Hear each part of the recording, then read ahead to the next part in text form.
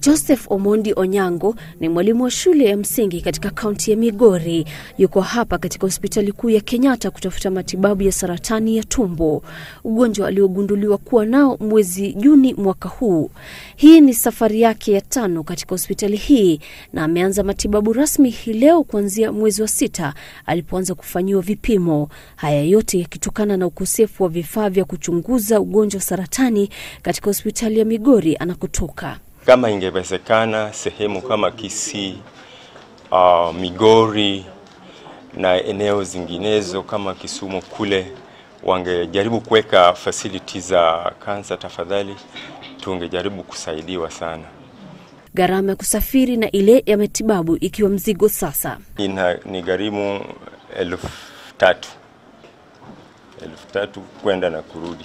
Masaibu yake yakiwa si tofauti na Wakenya wengine ambao wanaugua ugonjwa huo. Safari imekuwa ngumu kwangu juu ukija na ukose hata mahali ya kulala inakuwa ni shida, na pia fare iko juu kutoka Taveta mpaka hapa ni shilingi 1,500. Bado hujakula, bado hujalala. Mahangaiko ya wagonjwa yakijiri huku serikali ikiwa mbioni kujenga vituo vya saratani kote nchini ili kuwapunguzia Wakenya gharama ya matibabu na usafiri. Kwa sasa hospitali kuu ya Kenyatta ambayo ndio pekee inayotoa huduma ya saratani inaonekana kushindwa kusahimili hali, tegemeo likiwa kwa wasamaria wema. We need accommodation. You have seen the numbers we have. So if these things are within our vicinity, our care will improve.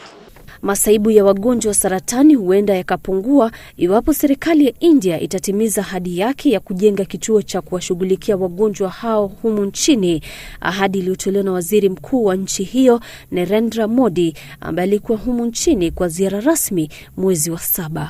Nasteha Mohamed, Citizen Nipashe.